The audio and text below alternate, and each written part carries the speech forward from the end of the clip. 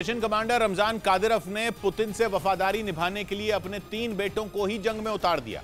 Kadyrov ने खुद एक वीडियो जारी किया जिसमें उनके बेटे यूक्रेन की सेना से भिड़ते नजर आए और उन्होंने खतरनाक हथियारों से ज़ेलेंस्की की फौज पर ताबड़तोड़ वार किए। कादिरोव ने जो वीडियो जारी किया उसमें यह तो नहीं पता चल पाया कि उनके बेटे यूक्रेन के किस इलाके में जंग लड़ रहे हैं, लेकिन उसमें वो पूरी ताकत से यूक्रेन की सेना पर वार करते दिखाई दिए।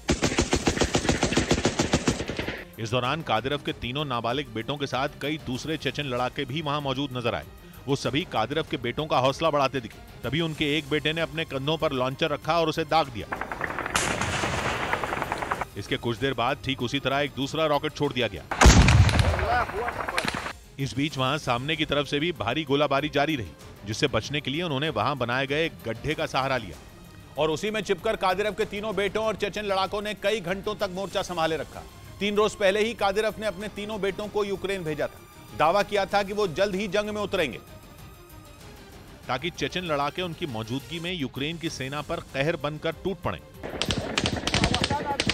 और उन इलाकों को ज़ेलेंस्की की फौज से छीन लें जो रूस के कब्जे से निकल चुके हैं, क्योंकि जंग शुरू होने के बाद करीब 6 महीनों में रूस ने यूक्रेन के एक बड़े हिस्से पर कंट्रोल कर लिया था। लेकिन बीते 1.5 महीने से यूक्रेन के सैनिकों ने खेरसोन और खार्किव समेत डॉनबास के कई इलाके उसके हाथ से छीन लिए। रूसी सेना को कई शहरों से खदेड़ दिया। माना जा रहा है कि इसी वजह से कादिरोव ने एक ऐसा कदम उठाया जिसने सभी को हैरान कर दिया।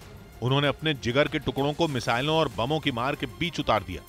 मतलब यह कि पुतिन से किया वादा पूरा करने के लिए कादिरोव अपने बेटों की कुर्बानी तक देने के लिए तैयार हो गए और उन्हें उस जंग में भेज दिया जो अब खतरनाक होती जा रही है। लेकिन कादिरोव को भरोसा है कि उनके बेटे यूक्रेन की सेना को सबक सिखा देंगे, क्योंकि वो खूंखार चेचन लड़ाकों से किसी भी मामले में कम नहीं है। उन्हें बचपन से ही ऐसी सख्त ट्रेनिंग दी गई है कि जंग उनके लिए किसी खेल जैसी ही है। उन्हें चेचन लड़ाकों जैसी बेरहमी और दुश्मन पर तेजी से हमला करने के गुर सिखाए गए हैं और जिस तरह से उनके बेटे जंग लड़ते हुए दिखाई दिए वो किसी मंझे हुए सैनिक से कम नजर नहीं आए।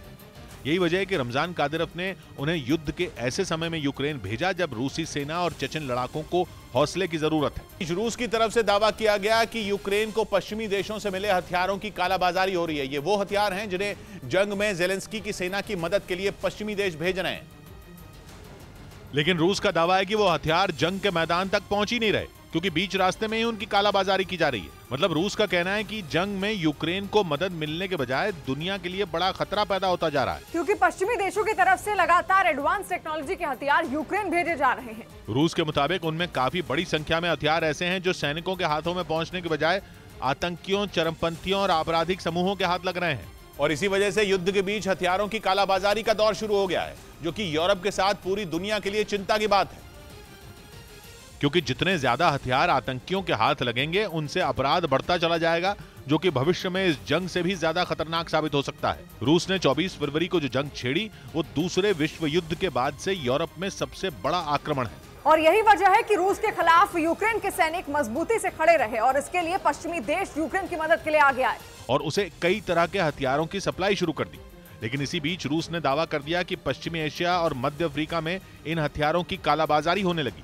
हालांकि रूस की तरफ से यह नहीं बताया गया कि वो किस सबूत के आधार पर दावा ठीक ठोक रहा है, लेकिन इतना जरूर कहा गया कि हथियार लेकर जा रहे नेटो के कई सैन्य जहाज आतंकियों और आपराधिक समूहों के कब्जे में हैं, जिन्हें यूक्रेन पहुंचने से पहले ही बीच रास्ते में गायब कर दिया गया। रूस के विदेश मंत्रालय ने दावा किया कि नेटो के सदस्यों ने यूक्रेन को 700 तोप और 80,000 मिसाइल सिस्टम भेजे हैं। साथ ही तोप के 8 लाख गोले और 9 करोड़ गोलियां भी यूक्रेन को जंग में डटे रहने के लिए भेजी गई। लेकिन रूस का दावा है कि इन हथियारों का एक बड़ा हिस्सा यूक्रेन पहुंचा ही नहीं। हालांकि इन हथियारों का इस्तेमाल कब, कहां और कैसे होगा इस पर कुछ कहा नहीं जा सकता। लेकिन ये जरूर है कि हथियारों की कालाबाजारी अगर ऐसे ही चलती रही तो रूस और यूक्रेन के बीच चल रहे युद्ध से भी बदतर हालात का सामना दुनिया के सभी देशों को करना पड़ सकता है। पुतिन के निशाने पर अब उनका एक दूसरा पड़ोसी और नेटो का सदस्य नॉर्वे है। दावा है कि नॉर्वे की जासूसी कराने के लिए पुतिन ने अपने ड्रोन काम पर लगा दिए हैं और इस मामले में पुतिन के एक बेहद करीबी का बेटा ही नॉर्वे में गिरफ्तार किया गया है। खबर है कि वो नॉर्वे की हवाई सीमा में ड्रोन उड़ा रहा था। मतलब पुतिन की हिट लिस्ट में उनके खिलाफ खड़ा एक पड़ोसी। पुतिन बेशक यूक्रेन में उलझे हैं, लेकिन अपने हर विरोधी पर गिद्ध की तरह नजर गड़ाए बैठे हैं। इसलिए नॉर्वे का दावा है कि पुतिन अपने ड्रोन उसके यहां छोड़ रहे हैं। जिस शख्स को गिरफ्तार किया गया वो पुतिन के साथी और रूसी रेलवे के पूर्व अध्यक्ष व्लादिमीर युकिनिन का बेटा है। नॉर्वे की अदालत ने उसे 2 हफ्ते की कस्टडी में भेज दिया है। बल्कि खबर है कि पिछले कुछ हफ्तों में रूस के कम से कम 7 नागरिकों को नॉर्वे की संवेदनशील जगहों में ड्रोन उड़ाने और वहां की तस्वीरें लेने के आरोप में हिरासत में लिया गया है। छत्तीसगढ़ के दुर्ग से दिल दहला देने वाला एक वीडियो सामने आया। वहां लुटेरों ने गहनों के एक कारोबारी को गोलियों से भून दिया। पूरी घटना दुकान में लगे सीसीटीवी कैमरे में रिकॉर्ड हो गई, जिसमें 2 बदमाश गहनों की दुकान के मालिक पर ताबड़तोड़ फायरिंग करते नजर आए। इस घटना का जो वीडियो सामने आया उसमें 2 लोग दुकान के अंदर गहनों के कारोबारी से बातचीत करते दिखे। इसी बीच वो कुर्सी पर बैठ गया। इसी दौरान एक ने उसे कुछ सामान उठाने को कहा। जैसे ही दुकान का मालिक सामान उठाने के लिए झुका, सामने खड़े बदमाश ने उसका सिर पकड़कर उसे काउंटर से लड़ाने की कोशिश की, लेकिन उसने अपने को छुड़ा लिया और पीछे हट गया।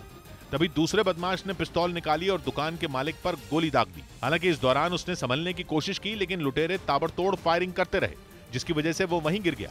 इसके बाद लुटेरे पैसे और गहने लेकर वहां से फरार हो गए। ये बाइक से यहाँ से भागे।